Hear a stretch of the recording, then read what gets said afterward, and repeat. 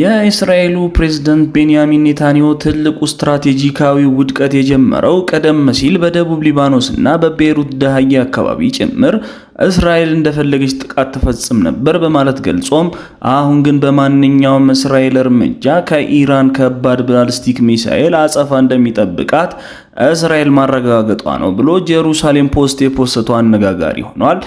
እንዲሁም ዛሬ የአሜሪካው ፕሬዝዳንት ትራምፕ የተመታውን የአሜሪካን ሄሊኮፕተር ተከትሎ ኢራን ዋጋዋን ታገኛለች በማለት ምሽቱን ከዛቱ በኋላ ሌሊቱን በሰጡት ትዕዛዝ በኢራን ላይ የተለያዩ አካባቢዎችን ሌሊቱን ሲደበድቡ አድረዋል። የአሜሪካን ጦሮች ይህንን ተከትሎ ደግሞ ንጋቱን ኢራን ከባድ የተባለ ጥቃት በጆርዳን በኩዌትና በባህር ላይ በአሜሪካ የጦር ሰፈሮች ላይ ከፍታለች። ይህንን ተከትሎ ከፍተኛ የማስጠንቀቂያ ደውሎች የተሰሙ ሲሆን በነዋሪዎች ዘንድ ከፍተኛ ድንጋጤን አጭሯል። በሶስቱም ሀገራት የተለያዩ አካባቢ ላይ ከፍተኛ ፍንዳታዎች የተለያዩ ቦታ ላይ ታይተዋል። በሌላ በኩል ቤንጃሚን ኔታንያሁና በትራምፕ መካከል ያለው ልዩነት በከፍተኛ ሁኔታ እየሰፋ መምጣቱን መገናኛ ብዙሃን ጽፏል። የአሜሪካ ከመገናኛ ብዙሃን CNN ትራምፕን አስመልክቶ ባወጣው አስገራሚ ዘገባ ባለፉት 2 ወራት ብቻ የአሜሪካው ፕሬዝዳንት ትራምፕ ከኢራን ጋር ሊፈራረም ነው፣ የሰላም ስምምነቱ ሊፈረም ነው፣ ኢራን እየለመነች ነው፣ አሁን በ2 ቀን ውስጥ ሰላም ይመጣል፣ በ3 ቀን ውስጥ ሰላም ይመጣል እያሉ 38 ጊዜ ተደጋጋሚ ሐሰተኛ ሰላም ሊመጣ ነው የሚል ዜና ለአሜሪካ ነግረዋል ሲል አነጋጋሪ ዘገባ አውጥቶባቸዋል። በዝርዝር የምታዳምጡት ይሆናል። ውድ ተመልካቾቻችን ቪዲዮቻችን ሌሎች ሰዎች ጋር እንዲደርሱ ላይክ በማድረግ እንዲሁም ሐሳብ አስተያየታችሁን ኮሜንት ላይ አስቀምጡልን እንላለን። እንዲሁም ቻናላችንን ሰብስክራይብ አድርጉ እንላለን። ወደ ዝርዝር መረጃው ስናመራ በቅድሚያም የመካከለኛው ምስራቅ ቀጠና ዛሬም በሚሳኤል እሳት እንዲሁም በድሮን ድምጾች አድሯል። አሜሪካን በኢራን ላይ የበቀል ጥቃት ዛሬ ሌሊቱን ስትከፍት፣ ኢራን ደግሞ በበኩሏ በአሜሪካ የጦር ሰፈሮች ላይ በቀጠናው በሚገኙ ሀገሮች ላይ የሚሳኤልና የድሮን ጥቃት ፈጽማለች። ባለፉት ወራት በግጭት እየታመሰ በሚገኘው በፋርስ ባህረ ሰላጤ አሜሪካ ሌሊቱን በኢራን ላይ ከፍተኛ የሆነ ጥቃት ማድረሷ የተዘገበ ሲሆን ይህንን ተከትሎ ታዲያ የኢራን እስላማዊ አብዮታዊ ዘብ ጦር IRGC ዛሬ ንጋቱን በዩናይትድ ስቴትስ በደቡብ ኢራን ግዛቶች ላይ ለፈጸመችው የአየር ድብደባ አጸፋዊ ምላሽ በባህሬን በሚገኘው የአሜሪካ 5ኛ የባህር ኃይል እዝና በኩዌት በሚገኘው አሊ አልሳላይም የአየር ኃይል የጦር ሰፈር ላይ የድሮን ጥቃት መፈጸሟን የኢራን መንግስታዊ መገናኛ ብዙሃን አረጋግጧል። ይህ የኢራን ወታደራዊ እርምጃ የተወሰደው የአሜሪካው ፕሬዝዳንት ዶናልድ ጄ ትራምፕ ጦርነቱን ለማቆም የሚያስችል የሰላም ስምምነት ላይ ለመድረስ ከፍተኛ ጥረት እያደረኩ ነው በማለት በሚናገሩበት ሰዓት ነው። ግጭቱ አዲስ ወታደራዊ መጋጋል ውስጥ ቀጠናው እንደከተተው ተመልክቷል። የግጭቱ መነሻም በትናንትናው ዕለት ዩናይትድ ስቴትስ ጦር ንብረት የሆነው H-64 አፓቺ የተሰኘው የጦር ሄሊኮፕተር በሆርሙዞች መጥ ላይ ሲያንዣብብ በኢራን ድሮን ተመቶ መውደቁን ተከትሎ ነው። ፕሬዝዳንት ትራምፕ በሄሊኮፕተራቸው መመታቱን የኢራን ሚሳኤሎችን የአሜሪካ አይነክ የተባሉትን አፓቺ ሄሊኮፕተር እንደጣሉት መስማታቸውን ዶናልድ ጄ ትራምፕ ገልጸው ኢራን ለዚህ ጥፋቷ ትቀጣለች፣ የበቀል ጥቃትም ወስድባታለሁ ሲሉ ትናንትና ምሽቱን ተናግረው ነበር። ትራምፕ እንዳሉትም ለጦራቸው በሰጡት ትዕዛዝ መሰረት ዛሬ ሌሊቱን በሆርሙዝ ወሽመጥ ዙሪያ በሚገኙ የኢራን የአየር መከላከያና የራዳር ስርዓቶች ላይም የበቀል ጥቃት እንደሚፈጽም ትዕዛዝ ሰጥተው ነበር። የኢራን ጦርና የIRGC በጋራ ባወጡት መግለጫ አሜሪካ በሄሊኮፕተሯ መውደቅ ሰበብ በጃክስ ሲሪክ እንዲሁም በቄሽም አካባቢዎች ጥቃት መፈጸሟን የኢራን ጦር አምኖ በሲሪክ በቴሌኮሙኒኬሽን ማማና አውታሮች መውደማቸውን አስታውቋል። ይህንን ተከትሎ ኢራን የከፋ እርምጃ በአሜሪካ የጦር ሰፈሮች ላይ ወስጃለሁ ያለች ሲሆን አሜሪካ ይህንን ጥፋቷን ምትደግም ከሆነ የቀጠናው ሀገራትን የሚያምስ ጥቃትን እቀጥላለሁ ብሏል። ኢራን ስፍር ቁጥር የሌላቸው ባሊስቲክ ሚሳኤሎችና ሰው አልባ በራሪ አውሮፕላኖችን ወይም ድሮኖችን ዛሬ ወደ ቀጠናው ሀገራት በሚገኙ የአሜሪካ ጦር ሰፈሮች ላይ ተኩሳለች። ጆርዳን፣ ኩዌትና ባህሬን በዛሬው ዕለት በድንጋጤ ነጋላቸው ሲሆን ንጋቱን ወደ አየር መደበቂያ ግቡ የሚሉ ከፍተኛ ድምጾች እየተሰሙ በሶስቱም ሀገራት ላይ ከፍተኛ የሆነ የአደጋ ጊዜ ማስጠንቀቂያዎች ተሰምተዋል። የኢራን እስላማዊ አብዮታዊ ዘብ ጦር IRGC ንጋቱን ባወጣው መግለጫ የጦሩ የአየርና የጠፈር ኃይል በጆርዳን ግዛት ውስጥ በሚገኝ በርካታ የአሜሪካ ወታደራዊ አባላት በሰፈሩት ስትራቴጂካዊ የአሜሪካ የአየር ኃይል የጦር ሰፈር ላይም የረጅም ርቀትና የደረቅ ነዳጅ ተጠቃሚ የሆኑ ዘመናዊ ባላስቲክ ሚሳኤሎችን በማስወንጨፍ ከባድ ጥቃት በአሜሪካ የጦር ሰፈር ላይ መፈጸሙን አስታውቋል። ይህ አይነቱ የደረቅ ነዳጅ ሚሳኤል ቴክኖሎጂ የሚሳኤሎቹን በአጭር ጊዜ ውስጥ ለመተኮስ ዝግጁ እንዲሆኑ የሚያስችል ከመሆኑም በላይ በጠላት ራዳር በቀላሉ ላለመታየትና ላለመጠለፍ ከፍተኛ አቅም ያለው መሆኑን የጥቃቱን አደገኝነት ይበልጥ ያጎላዋል ሲል መገናኛ ብዙሃን ዘግቧል። የኢራን IRGC ጦር በመግለጫው እንዳብራራው የተተኮሱት እነዚህ በርካታ ሚሳኤሎች በጆርዳን በሚገኝ የአሜሪካ የጦር ሰፈር ውስጥ 4 እጅግ ወሳኝና ስትራቴጂካዊ ኢላማዎችን በትክክል መተዋል በማለት ይገልጻል። ከወደሙት ቁልፍ ኢላማዎች መካከልም በዓለማችን እጅግ ዘመናዊና ውድ የሆኑት የኤፍ-35 የአሜሪካ ተዋጊ የጦር ጀቶችን ማቆሚያ አንጋሮች እንዲሁም የጦር ሰፈሩ ዋና የእዝና ቁጥጥር ማዕከላት እንደሚገኙበት በጦሩ በይፋ አስታውቋል። የኤፍ-35 የጦር ጀቶች ማቆሚያዎችና የእዝ ማዕከላት መመታት አሜሪካን በቀጠናው ያላትን የአየር ላይ የበላይነትና ወታደራዊ እንቅስቃሴ ለማዳከም አልም የፈጸምኩት ጥቃት ነው ስትል ኢራን አስታውቃለች። ይህ በጆርዳን ላይ ዛሬ ንጋቱን የተፈጸመው የሚሳኤል ጥቃት ነጥሎ የሚታይ ሳይሆን ኢራን በአሜሪካ ላይ ያካሄደች ያለው ሰፊ የአጸፋ እርምጃ ማሳረጊያና ማስጠንቀቂያ መሆኑን የIRGC ጦር አስታውቋል። IRGC እንደገለጸው ከሆነ ይህ ሰፊም ዘመቻም በመላው የመካከለኛው ምስራቅ ቀጠና በሚገኙ 21 የተለያዩ የአሜሪካ የአየርና የባህር ኃይል የጦር ሰፈሮች ላይ የተፈጸሙ ጥቃቶች ጋር አብሮ የታቀደ ነው ብሎታል። የኢራን እስላማዊ አብዮታዊ ዘብ ጦር ይህንን አሳሳቢ መግለጫም ሲገልጽም ለዩናይትድ ስቴትስ መንግስት የሚያወላውልና የከረረ ማስጠንቀቂያ ሰጣለው ያለው የኢራን ጦር የኢራን ታጣቂ ኃይሎች ወደፊትም ከዩናይትድ ስቴትስ ስለሚሰነዘር ለማንኛውም ወታደራዊ እርምጃም እጅግ አውዳሚና ወሳኝ ጥቃት ለመመለስ ዝግጁ ናቸው ብለዋል። ኢራን ዛሬ ንጋቱን ጥቃት ከፈጸመችባቸው የመካከለኛው ምስራቅ ሀገራት ሌላዋና ዋናዋ ኩዌት ነበረች። ኩዌትም ልክ እንደ ባህሬንና ጆርዳን ሁሉ እሷን በከፍተኛ የአየር ማስጠንቀቂያ ነው ሌሊቱን የነጋላት። ኩዌት ዛሬ ንጋቱን ጀምሮ በርከት ያሉ የኢራን ሚሳኤሎች ወደ ግዛቷ የገቡ ሲሆን የኩዌት ጦር እንደገለጸው ከሆነ የተተኮሱትን የኢራንን ሚሳኤሎች በማክሸፍ ማለዳውን ተቀብየዋለሁ ብላለች። የኩዌት ጦር ማለዳውን ባወጣው መግለጫም የሀገሪቱ ዘመናዊ የአየር መከላከያ ስርዓት በአሁኑ ሰዓት የኩዌት አየር ክልል ጥሰው የገቡ የኢራን የሆኑ የአየር ኢላማዎችን በማክሸፍና በመጥለፍ ላይ ተጠምደዋል ሲል ገልጿል። የኩዌት ጦር ይህንን መግለጫን ተከትሎ በማህበራዊ ትስስር ገጹ አስቀድሞ ለሀገሪቱ ነዋሪዎችና ዜጎች በአስቸኳይ የጥንቃቄ መልእክት አስተላልፎ ወደ ፈንጂ መደበቂያዎች ነዋሪዎችም ግቡ በማለት አስታውቆ ነበር። የኩዌት ሰማይ ላይ የታዩ እነዚህ ያልታወቁ ጠላት ኢላማ ድሮኖች ይህንን ሚሳኤሎች ጦሩ በግልጽ አላብራራም። ክስተቱ ግን ኢራን በመላው ቀጠና በሚገኙ የአሜሪካ የጦር ሰፈሮች ላይ ያካሄደች ካለው ሰፊ የጥቃት ዘመቻ ጋር የተቀራኘ እንደሆነ መገናኛ ብዙሃን በዘገቦቻቸው እየገለጹ ነው። በተያያዘ ዜና የኢራን ውጭ ጉዳይ ሚኒስተር አባስ አራግቺ በማህበራዊ ትስስር ገጻቸው የታጠቁ ኃይሎቻችን ምንም አይነት ጥቃት ያለ ምላሽ አልፉም። ስለዚህ ይህንን ማትፈልጉና ደህንነታችሁን የምትመርጡ የአሜሪካ ኃይሎች በሙሉ የጦር ሰፈራችሁን ነቅላችሁ የፋርስ ባህረ ሰላጤን ትታችሁ ወደ ሀገራችሁ ግቡ ሲሉ ገልጿቸዋል።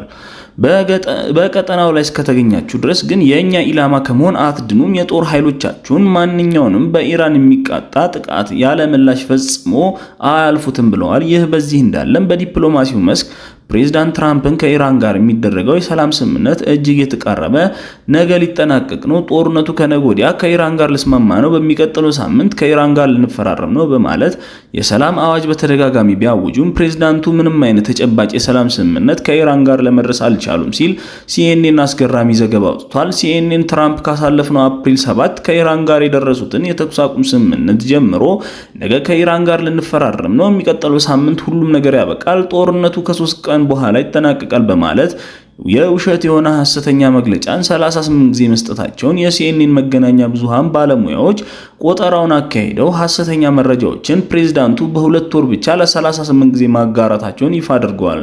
ፕሬዝዳንቱ ባለፉት 2 ወራት ብቻ ለ8 ጊዜ ይሆንና ከኢራን ጋር ልፈራረም ነው፣ ኢራን ለሰላም ስምምነቱ እየለመነች ነው የሚሉ ተከታታይ መግለጫዎች ቢሰጡም ፈጽሞ አሁን ላይ ሊታመኑ ወደማይችሉበት ደረጃ አምርተዋል ብለዋል።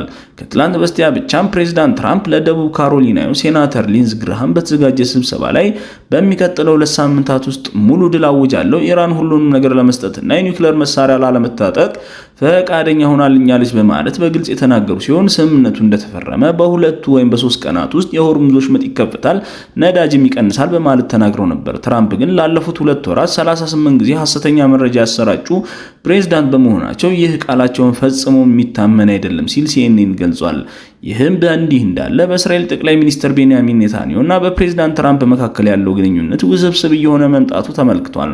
ትራምፕ ለአክሲዮስ የዜና ወኪልና ለኢቢሲ ኒውስ እንደተናገሩት እስራኤል በኢራን ላይ የምታደርገውን ጥቃት የምትቀጥል ከሆነ የእስራኤል ብቻዋን ልትቀር እንደምትችል ለኔታንያሁ አጥብቄ አስጠንቅቄዋለሁ ብለዋል። ቤንያሚን ኔታንያሁ ብትጠነቀቅ ይሻልሃል፣ አለበለዚያም እኔ እተውሃለሁ፣ ብቻህን ትቀራታለህ በማለት አስጠንቅቄዋለሁ ሲሉ ቃል በቃል ተናግረው ነበር። ኔታንያሁ በቀጣዩ ምርጫ ላይ ስለመወዳደራቸው ዛሬ ሌሊቱን የተጠየቁት ትራምፕ ስለ ኔታንያሁ ዛሬ ሌሊቱን ሲናገሩ ኔታንያሁ አስደናቂ የፖለቲካ ህይወት የነበራቸው የጦርነት ጊዜ ጠቅላይ ሚኒስትር ናቸው በማለት በመግለጽ የፖለቲካ ጉዟቸው ሊያከትም እንደሚችል ፍንጭ ሰጥተዋል። አሁን ጉዞ ላይ ሊያበቃ ይችላል።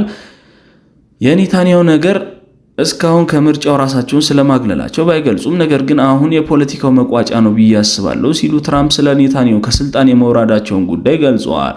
ይሁን እንጂ ኔታንያሁ ለጥቅምት 27 በእስራኤል ለሚካሄደው ምርጫ ለመወዳደር ከወዲሁም የምርጫ ቅስቀሳቸውን መጀመራቸው ተዘግቧል። በእስራኤል በኩል ያለውን ሁኔታ እጅግ አሳሳቢ ነው ያለው የእስራኤሉ ኢየሩሳሌም ፖስት በዘገባው ደግሞ ጠቅላይ ሚኒስትር ቤንያሚን ኔታንያሁ ከትናንት በስቲያ ሰኞ በሰሜን እስራኤል በሰጡት አስቀድሞ የተቀረጸ መግለጫ ላይ ከቅርብ ዓመታት ወዲህ በተደጋጋሚ ሲናገሩት የነበረው የፍጹም ድል ወይም አብሶሉት ቪክቶሪ መንፈስ የጠፋባቸውና ተስፋ የቆረጡ መስለው ታይተዋል ብለዋል። የእስራኤል መገናኛ ብዙሃን ኢየሩሳሌም ፖስት በዘገባው ይህ የሆነበት ዋነኛ ምክንያት ደግሞ እስራኤል አሁን ላይ የገባችበት ከፍተኛ ወታደራዊ፣ ፖለቲካዊና ኢኮኖሚያዊ አጣብቂኝ ነው ያለው ኢየሩሳሌም ፖስት በትንታኔው የፕሬዝዳንት ቤንያሚን ኔታንያሁ ትልቁ ስትራቴጂ ውድቀት የጀመረው ቀደም ሲል በደቡብ ሊባኖስና በቤይሩት ደሃያ አካባቢ ጭምር እስራኤል እንደፈለገች ጥቃት ትፈጽም ነበር በማለት ገልጾም አሁን ግን በማንኛውም የእስራኤል እርምጃ ከኢራን ከባድ ባሊስቲክ ሚሳኤል አጸፋ እንደሚጠብቃት እስራኤል ማረጋገጧ ነው እስራኤልን ከፍተኛ ጭንቀት ውስጥ የከተተው ይላል። እስራኤልም ከዚህ ባለፈ ሀገሪቱ በኢኮኖሚ መዳከምም በተለይም የህዝቡ በተደጋጋሚ ጦርነት መማረር፣ የደህንነቱ ተቋማት የሥራ ጫናና ከሁሉም በላይ ደግሞ የአሜሪካው ፕሬዝዳንት ዶናልድ ጄ ትራምፕ ከኢራን ጋር ሊፈራረሙት ያሰቡት ስምምነት እስራኤልን የሚያገል ተደርጎ ከወዲሁ መታሰቡ ኔታንያሁ ከፍተኛ ጫና ጭንቀት ውስጥ ከቷቸዋል ብለዋል። ምንም እንኳን ኔታንያሁ ያለፈው ዓመት እርምጃችን ባይኖር ኖሮ ኢራን የኒውክሌር ጦር መሳሪያ ትታጠቅ ነበር በማለት የራሳቸውን ስኬት ቢያወድሱም ትራምፕ ግን ለፋይናንሻል ታይምስ ጋዜጣ ዛሬ ሌሊቱን በሰጡት ቃል ቤንያሚን ኔታንያሁ እኔ የማመጣውን ማንኛውንም ስምምነት ይፈርማል፣ እሱ ማለት የእኔ ስራ አስፈጻሚ ነው ሲሉ መናገራቸው ይታወሳል። እኔ ነኝ የምወስነው፣ እሱ ደግሞ ፈራሚ ነው በማለት እስራኤልን የውሳኔ ሰጪነት በሙሉ ወደ አሜሪካ ፕሬዝዳንትነት መጠቅለላቸው እስራኤላውያንን በከፍተኛ ሁኔታ እንዳስቆጣ ተመልክቷል። የፖለቲካ ተንታኞች ስለ ሁኔታው እንደሚያስረዱት ሁኔታው የራሳቸውን የፖለቲካ ስልጣንና ከህግ ተጠያቂነት ለማምለጥ ሲሉ ራሳቸውን ሙሉ በሙሉ ከትራምፕ ጋር አስተሳስረዋል በማለት የእስራኤል መገናኛ ብዙሃን ኢየሩሳሌም ላይ ፖስት በከፍተኛ ሁኔታ ይህንን አገዛዝ ተችተውታል። ይህም የኔታንያሁ አካሄድ የእስራኤልን ስትራቴጂካዊ ነጻነት በማሳጣት ሀገሪቱ በቀጠናው ለሚነሱ አዳዲስና ጥልቀት ላላቸው ወታደራዊ ስጋቶች በተለይ አቅሟንና ድጋፏን ካሳደገችው ኢራን ለሚመጣው አደጋ እጅግ ተጋላጭ አድርጓታል ብለዋል። በተመሳሳይ የአሜሪካው ፕሬዝዳንት ዶናልድ ጄ ትራምፕ በሀገር ውስጥ ከፍተኛ ተቃውሞ እየገጠማቸው ነው ብለዋል። የብሪታንያው መገናኛ ብዙሃን የሆነው ብሪታንያ ብሮድካስቲንግ ኮርፖሬት ቢቢሲም በአሜሪካ ታሪክ የቅርጫት ኳስ የዋንጫ ግጥሚያ በመመልከት የመጀመሪያው ፕሬዝዳንት የሆኑት ዶናልድ ጄ ትራምፕ በውድድሩ ታዳሚዎች በከፍተኛ ተቃውሞ እንደገጠማቸው አመልክቷል።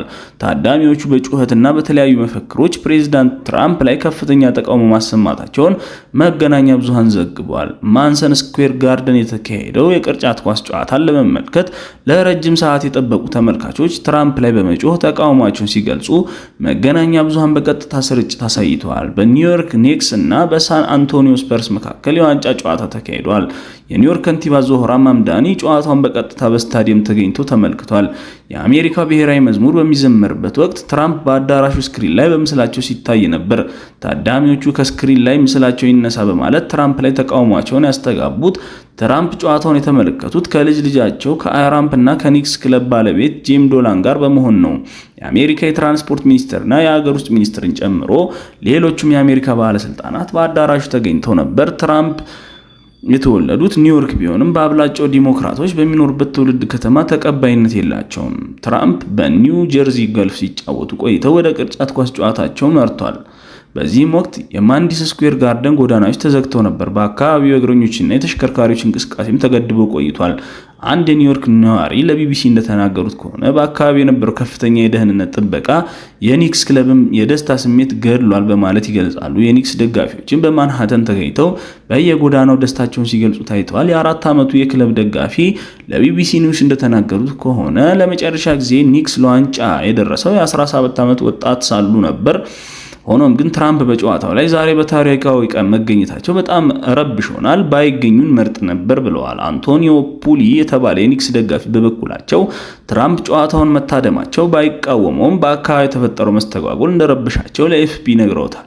ጨዋታው እየተዝናኑ ለመመልከት የተዘጋጁ ድግሶችም ትራምፕ በመገኘታቸው መቀዛቀዛቸውን ጠቅሰው ትራምፕ መገኘታቸው ደስታቸውን እንዳጎደለው ተናግረዋል። የኒውዮርክ ግዙፍ ህንፃዎች በክለቡ አርማ ብርቱካናማና ሰማያዊ ደምቀው የታዩ ሲሆን አብዛኞቹ ተመልካቾች ትኬት መግዛት እንዳልቻሉና በበይነ መረብ የነበረው ርካሽ የትኬት ዋጋ $10,000 በላይ እንደሆነ ተገልጿል። የትኬት ዋጋ መወደዱን በተመለከተ አስተያየት የሰጡት ትራምፕ እንግዲህ ህይወት እንዲህ ነው፣ የቻላችሁ ገዝታችሁ ግቡ፣ ያልቻላችሁ አትረብሹ ሲሉ ጽፈዋል። ከንቲባው ማምዳኒ ትኬት የገዙት $1,000 መሆኑን ተናግረው $10,000 ትኬቱ መሸጡ ፈጽሞ አግባብነት የለውም ሲሉ ከንቲባው ገዘዋል። የሆነ ሆኖ ፕሬዝዳንት ትራምፕ አሁን ላይ በተጓዙበት አቅጣጫ ሁሉ ከፍተኛ ተቃውሞ እየገጠማቸው መሆኑን መገናኛ ብዙሃን በድህረ ገጾቻቸው እየጻፉ ነው።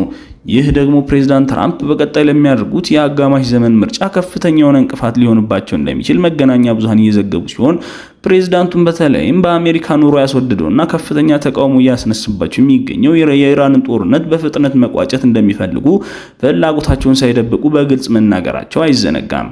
ክቡራን አድማጮቻችን ለሰዓቱ ብታዳምጡ ያልናቸውን መረጃዎች እኚህ ነበሩ። ቪዲዮዎቻችን ሌሎች ሰዎች ጋር እንዲደርሱ ላይክ እንዲሁም ሐሳብ አስተያየታችሁን ኮሜንት ላይ አስቀምጡልናለን። ቻናላችን ደግሞ ሰብስክራይብ አድርጉ እንላለን። መልካም ቆይታ